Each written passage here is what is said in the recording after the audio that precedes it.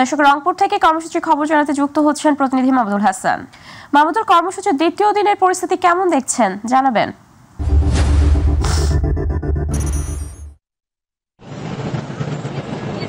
জি উপমা, আপনাকে জানিয়ে রাখি যে আসলে আপনি জানেন যে 48 ঘন্টার লাগাতার কর্মসূচি দিয়েছিল যে তিস্তা নদী যে রক্ষা আন্দোলন কর্তৃক যে আয়োজিত যে আসলে 48 ঘন্টার কর্মসূচি, সেই কর্মসূচির আজকে দ্বিতীয় দিন, অর্থাৎ যে আজকে শেষ দিনে কিন্তু আমরা দেখেছি যে সকালে কিন্তু যে তিস্তা পাড়ের যে আসলে নদী তীরবেষ্টিত অঞ্চলে যে আসলে এই মানুষরা তারা কিন্তু সেখানে পদযাত্রা করেছে। এরপরে কিন্তু আমরা দেখেছি যে তিস্তা নদীতে সেখানে কিন্তু হাঁটু পানিতে নেমে কিন্তু তারা আসলে প্লেকার্ড যে উঁচু করে কিন্তু আসলে তারা তাদের যে জানান দিচ্ছেন যে আসলে তাদের যে ন্যায্য অধিকার, ন্যায্য দাবি, তিস্তার যে ন্যায্য হিস্সা সেটি কিন্তু আসলে প্রাপ্তির জন্য কিন্তু আসলে তাদের যে দাবি সেটি কিন্তু উত্থাপিত করেছেন। আমরা একটু আসলে কথা বলতে চাই যে আসলে তিস্তার যে তীরবেষ্টিত যে আসলে নিম্নাঞ্চলের মানুষরা, আপনারা আসলে এই যে আপনারা 2 দিন যাবৎ কিন্তু আপনারা তিস্তার পাড়ে কিন্তু অবস্থান করছেন, সেখান থেকে কিন্তু আমরা তিস্তা পানিতে নেমে কিন্তু আপনারা আপনাদের দাবিগুলো, মেগা প্রকল্প বাস্তবায়নের দাবি কিন্তু তুলেছেন।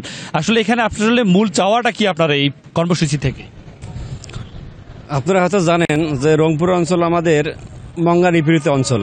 তা আমরা তার মধ্যে একজন আমরা লালমিরহাট জেলার নিপীড়িত, মানে এমন একজন কি বলবো, বলার মতো কিছুই নাই যে আমরা এত হতদরিদ্র মানুষ, যে আমরা নদীর পাশে বসবাস করি, যে আমরা যে একটা আবাদি জমি আবাদ করব সে অবস্থাও আমাদের নেই।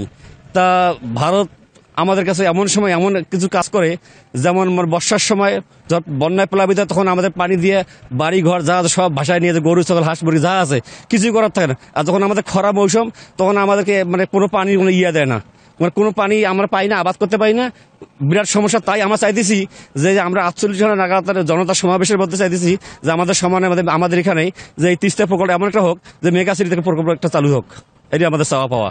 এই যে আপনারা আসলে অনেক শিক্ষার্থী কিন্তু এসেছে, আসলে কি আপনাদের চাওয়াটা কি? উত্তরাঞ্চলের মানুষ কিন্তু বৈষম্যের শিকার নানাভাবে, এই বৈষম্য থেকে উত্তরণের আসলে উপায়টা কি? আপনারা কি জানান দিতে চান? আমরা জানান দিতে চাই অধ্যক্ষ আসাদুল হাবিব দুলু স্যারের নেতৃত্বে, তিনি আমাদের প্রধান সমন্বয়ক এই তিস্তা নদী রক্ষা আন্দোলনের।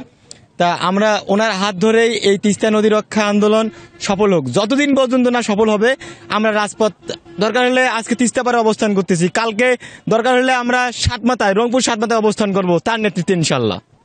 এই যে মুরব্বী, আমরা একটু আসলে তিস্তা পাড়ের মানুষ আরেকজন রয়েছে, আসলে আপনাদের কি ধরনের প্রত্যেক বছরে কিন্তু আপনাদের ক্ষয়ক্ষতি সাধিত হয়, এবারে কি চান আপনারা? আমরা কৃষক মানুষ, নদী পাতায় আমরা থাকি, যেহেতু আমাদের এখানে আবাদ করলেই ওরা এমনভাবে পানি ছেড়ে দেয়, আমাদের বন্যায় সব ছেড়ে দেয়, আমাদের বাড়ি ঘর ভাঙি দেয়।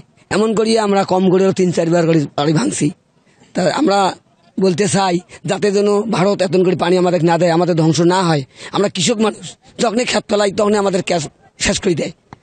ধন্যবাদ। যেমনটা বলছিলেন যে আসলে এখানে যেটি বলছেন যে এই যে কিস্তি অর্থাৎ তিস্তা পাড়ের মানুষরা যেটি বলছেন যে সময়টি তাদের যে আসলে এই যে কৃষি শস্য যে পণ্য উৎপাদন করতে যে তাদের যে সময়টা পানির প্রয়োজন, সে সময়টা কিন্তু আসলে তাদের পানি পায় না, এবং যে সময়টা আসলে যখন পানির প্রয়োজন নয় তখন কিন্তু অকারণে কিন্তু আসলে প্রতিবেশী ভারত তারা কিন্তু পানি দিয়ে এখানকার মানুষের যে ক্ষেত সেটি কিন্তু নষ্ট করে দেয়। এই কারণে কিন্তু আসলে দিনের পর দিন, বছরের পর বছর তাদের যে ক্ষতি সাধন সেটি হয়ে থাকে। এই কারণে তিস্তা পাড়ের মানুষ আর আসলে বৈষম্যের গেড়া করলে পড়তে চায় না। তারা চায় যে তাদের যে এই তিস্তা মেগা প্রকল্প সেটি যেন খুব দ্রুত সময়ের মধ্যে বাস্তবায়িত হয়, তা না হলে তাদের যে লাগাতার যে কর্মসূচি সেটিও কিন্তু আসলে ঘোষণা দিচ্ছেন তিস্তা 2 পাড়ের মানুষজন। এবং আপনাকে জানিয়ে রাখি যে বিকেল 5টা নাগাদ বিএনপির যে ভারপ্রাপ্ত চেয়ারম্যান তারেক রহমান, তিনি কিন্তু আসলে রংপুর জেলা সহ রংপুরের যে আসলে রংপুর বিভাগের 5টি জেলার 11টি পয়েন্টে সেখানে কিন্তু ভার্চুয়ালি যুক্ত হয়ে প্রধান অতিথি হিসেবে কিন্তু এই যে কর্মসূচির প্রধান অতিথি হিসেবে উপস্থিত ভার্চুয়ালি যুক্ত হয়ে কিন্তু তিনি বক্তব্য প্রদান করবেন, এবং তিস্তা 2 পাড়ের মানুষ কিন্তু সেই